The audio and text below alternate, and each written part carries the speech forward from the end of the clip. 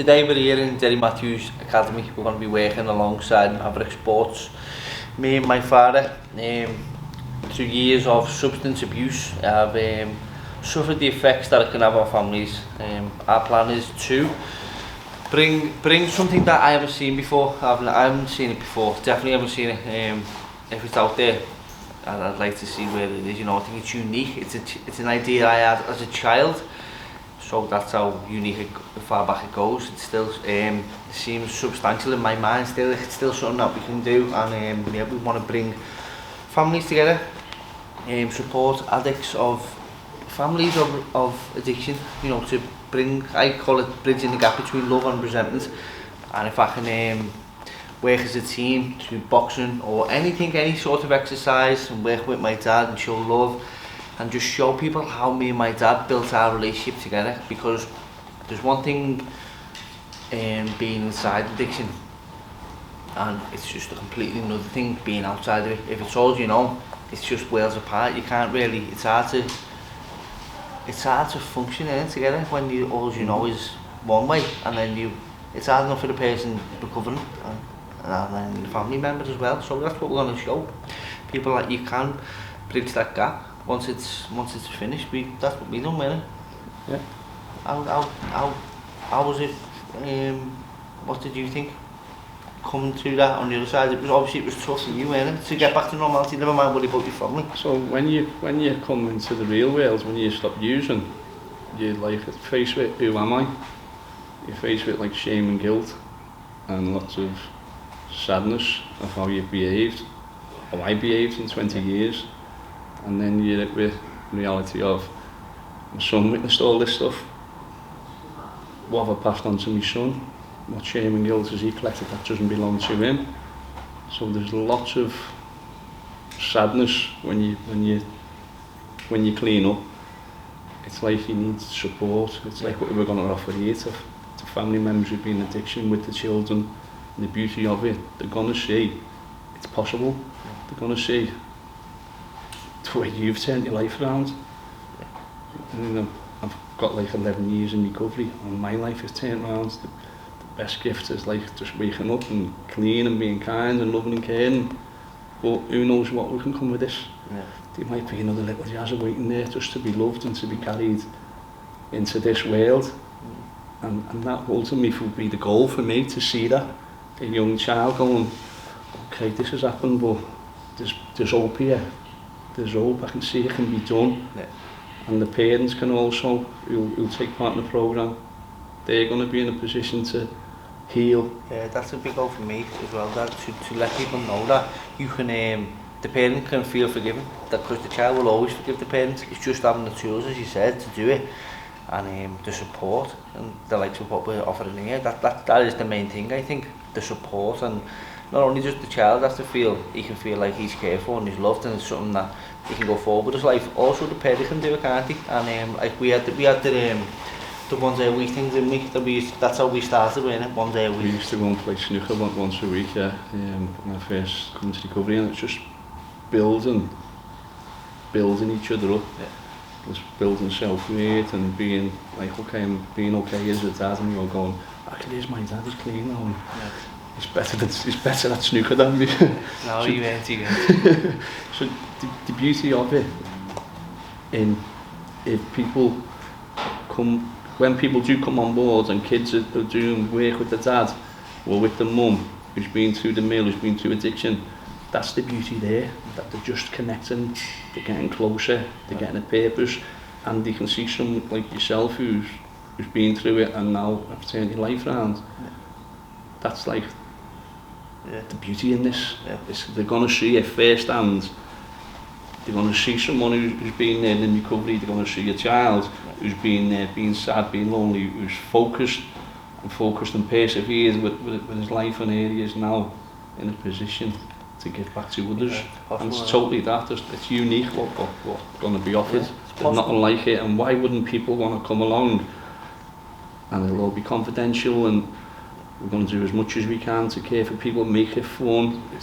It's just about bringing people together. When we come up with this idea as well, I had in my mind, my perception, so it was a father and his son, that's how I seen it, but it's not, it's families, full families, you know what I mean? There's families of 3 or 4 people with mothers and fathers who are all on this journey, so yeah, just bonding families again and showing them that just might be only an hour a week, but giving them that intimate relationship, being present in the moment with your father, with your mother, with your brothers even, you know, so yeah, it's special really. I think that we definitely can bridge the gap between love and resentment, can't we? It's like something that you've shared with me plenty of times about when you were a young child and you used to do press-ups and I'm taking drugs and you're doing press-ups and my mate's clapping you on and you almost had an experience there, a rewarding experience saying that if I do this, I'm going to get like some sort of applause or some, you're okay, and that's what they're going to get here. They're going to get rewarded. They're going to like, they're going to get rewarded, which can continue them getting rewards in life and having goals and. Yeah, well, that story, I will tell it now. The dynamics of my reward system built around training with my dad. So we used to train in the house and I would get a clap for working hard, and it turns out now that I'm now fighting for world titles. It's no surprise, that's how I got my reward system, you know, working hard and getting rewards. So we all have our reward system, we all have our way of getting our attention, and it doesn't necessarily have to be bad, it doesn't have to be negative, you don't have to act out, and you can show love and you can find a way through it. And we were lucky, weren't we, that we had our way, because some people don't have the ways that we have. We had a lot of love, and a lot of people don't get that. So I think with the support we can show people how to love them, love each other as well, can't we? Yeah, and it's also in the mix. My dad was an alcoholic, and so I've come in and I used to think I'm never going to be like him. Yeah. I become worse, where you've shown the other side, you don't have to become like the sibling. So you've aligned your life and your children's lives, yeah. And hopefully that's going to be in the mix here, that we can align people's lives where they don't have to become like the mum and dad. They can have a little bit of a purpose, and it's all about growing confidence rather than being quiet, getting a little voice. Yeah, I get quite angry about that. I call it doing a U-turn, because when you look at your family history, you're probably carrying on the behaviours of your great-grandparents, and like you're saying, your granddad there has taught them to you, his dad probably taught them to him, and did that before him, and now you're teaching to me, and I can teach it to my kids. But yeah, it's, you know, teach people how to do a U-turn, that's how I see it. That's brilliant, fellas. But it's funny talking about the breaking those generational habits, isn't it? You know, it's I mean, you two might be unique, and I suppose that's the point of this, is that you managed to work through it yourselves off your own back, kind of thing. A lot of families, as you said, might not be that fortunate. They won't know how to break those cycles. They won't know how to work through it. They won't have that reward system that you had. Yeah. They won't be the person you are that was focused about boxing and whatever. Yeah. That's the point, innit? Get that message out there. So using boxing as a hope, it's nothing to do with boxing, is it? Definitely nothing to do with boxing. Like, I can say boxing didn't bond us, did it? We had a few spars and that because you thought you were at our case when you got clean. But it was snooker. It was snooker, that's what it was, wasn't it? We were one day a week, we used to go for snooker, that was it. Me too, once I got clean, we used to do the snooker once a week, and that it was a start of building up some sort of. We had a relationship anyway, there's always been a relationship there, but obviously there's always been this sort of hidden relationship of shame and guilt that was floating around, that Jazz picked stuff up from, and that how I behaved. So there was all the elephant in the room was always there, but in getting together once a week and just slowly building a relationship, and then somewhere along the line we were able to like be open and clear and honest and go, you know what, this used to happen, that used to happen. It's like the taboo stuff that you don't want to speak about, how people behave, how I behaved in addiction. Yeah. And for you to go, you know what, Dad, yeah, and here's what it was like for me. Yeah, it's just being willing, isn't it, to have that conversation. I'm putting myself in the mind frame now, it's different to where I was then. Because back then it was awkward, it was very awkward, because this new person, one time we met up to me in town, we said we'll meet you in this place, so we turned up to meet each other, and I walked straight past you, I don't know if you remember this, and you went, Jazz, and I said, oh, Dad, I didn't recognise you there, and we were this close, because he didn't recognise him with the weight on him. I didn't recognise this person who he was now, you know what I mean?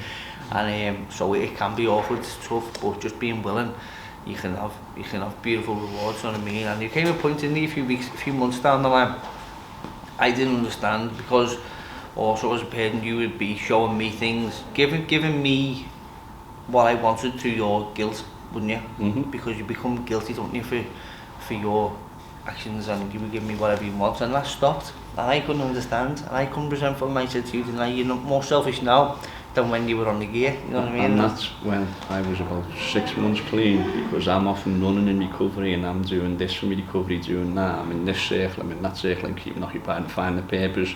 And when you said that to me, it hurt. Yeah. Guess what? I was more selfish when I first got clean, but I had to be. I know, yeah. Because if I wouldn't be in these shoes today. I wouldn't be the man I am today. Yeah. We wouldn't have our relationship today. So it's like... Yeah, and the response from my dad was, yeah, I am. And that didn't sit right with me, do you know what I mean? So what? So it's still not going to get me way, no? And that's what it was about, wasn't it? But there was the boundaries set, there's the line, Jazz.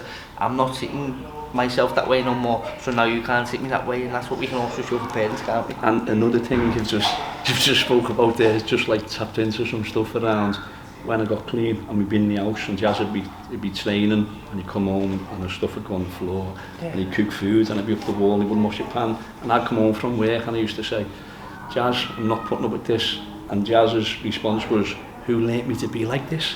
Yeah. And that hurt because I did, because that's the way you see it, I started living, yeah. Like that level, it was like, and yeah. Slowly, it was like, I've turned my life around now, I'm working, I'm not putting up with it, and slowly things changed and teaching me managing. It's like boundaries, and that's what we want to place in here with the kids. It's giving the parents a boundary to not live in that guilt because of what they've been like. But it's about loving and caring. How we're going to speak to your child and how your child's going to go, just listen or whatever. But it's about that boundary what hopefully we want to install where it gives both the kids a voice. So it's not like deep trauma counselling. This is just basically getting together once a week for 12 weeks, being a part of something, building up connections and bringing the self-esteem up and giving them confidence. It's just like basically that. There's no other, that's the magic than turning up.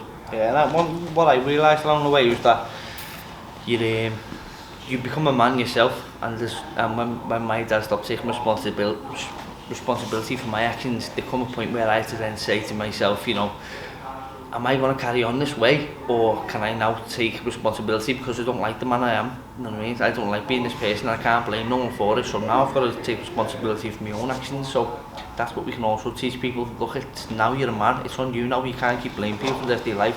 You're going to carry on with this excuse the next 30 years and keep blaming people because it's not going to work, you know. It's almost, we come in the world on our own and we go out on our own. It's like, are we going to live the way we've always lived, or are we going to see there's a better way and allow people to show us a better way and accept it and embrace it? Because if nothing changes, nothing's going to change. It's like this can be the start of a little tree, a little seed growing and growing, and who knows, on the next lot of people who come in, we can have some volunteers out of it. Some of the kids might want to join the boxing and build it and build it and build it. So there's nothing better than giving back. And this is what we're doing in this community, what we're trying to do in this building. Who wouldn't want to come here when you've got someone who's got a world title coming up, who's had one? You've got Jerry Matthews' gym, who's been a champion, 2 role models of the city. Who wouldn't want to come for that alone? But it's like it needs people to commit and be brave and turn up. And just, it's against the grain, isn't it? Yeah. People stay in the boxes and they're scared to do anything outside the box. But it's got to be okay. It's going to take balls though, innit? It's going to take balls in it, because it's going to open up boxes in it for people. It's going to make people resentful at the start in it, for parents, and you open these boxes, don't you? So, but there will be support there. That's the whole thing around it. We will show that support. My dad knows how to. He's done it for many years. He's worked with a lot of people in this area. So yeah, we can give that support, but be fearless, you know, because I know you're resentful now, or you might feel angry now, but it can change, as you can see right here. Can I just ask you, when did you have that moment of clarity, if you like? When did you change things around, and were you aware of it as well? Was there a moment for the pair of you? For me, when I changed things around is when I fucking stopped using. When I'd eventually had enough, and that was intervention. For many years I've been in and out of detoxes, and I'd stayed in detoxes for 30 days, and I'd walked out of detox 6 times, 5 times previous, and I'd walked out with the same dirty underpants I'd walked in, with the same shame and guilt, and nothing had changed. the last time I had an house fire, and I was in hospital for 3 days, and I come back home to my house, and the windows were burnt out upstairs, and I'm sitting there thinking, what's become of my life? Any furniture what my mum and dad died in that house had left, that had gone. Jazza, he'd moved out by this time because my ex had gone through another level in addiction. All your boxing England stuff, all your trophies went up in that fire, didn't they, lads? Every boxing thing you'd ever won in all your years, all lost in that fire. And it was like, I can remember crying, thinking, what next? What else am I going to lose? And it was... My mum was there to help you, really. You're on your own, weren't you? Well, you don't realise, people in addiction don't realise you're on your own. It's a lonely, shameful world. People are just on their own, and that they're just it's about getting the next drink or drug. That's all they do, and how they hurt people or the selfishness doesn't even come into play. But I suppose for me, how it started was you ask for help, you go, I'm fucked, I need help, and you allow people to help you. Because it's like that thing, and nothing changes. So for me, all my life, I've done my own thing, and my own thing has always ended up in a, whereas if I ask for help and I change something, that's something different, isn't it? Yeah. And that's what it needs for people who's going to come on here and go, actually our relationship's a little bit stagnant with my child and I'd like to build it up a bit more. It's like almost asking for help, getting on board here, taking part, turning up, committing. It's like, what am I going to stand for? Am I going to have a little go here? And it's just gentle stuff that's going to be happening here. There's people desperate for that type of help, and there's actually people desperate to just, get the relationship back, just one hour a week. It's possible, isn't it? It's possible, yeah. With the right structure. And that's what they're going to see. They can see it, they can hear it, and they're going to be cared for. Because people don't know it's possible. You've just said to me about I was on my own. I didn't know he was out there. I was on my own, so nothing was ever going to change. But until I visually seen it, I got around people who lived the way I had. It was like it's visible, I can see it, whereas people now can visibly see this. Yeah, and that's the thing, with addiction, in a family, you can have a family of 5, family of 7, but everyone's alone, aren't they? And they grow up with them beliefs, I'm alone, I don't want people around me, I want to go back to my own little bubble, my comfort bubble where I am lonely, where it is quiet and dark and I can hurt myself, and that's just the way people grow up, innit? But it doesn't have to be like that either. I promise you, it doesn't have to be like that. There is love out there, and from the people who you want to love you, it can work, it will work.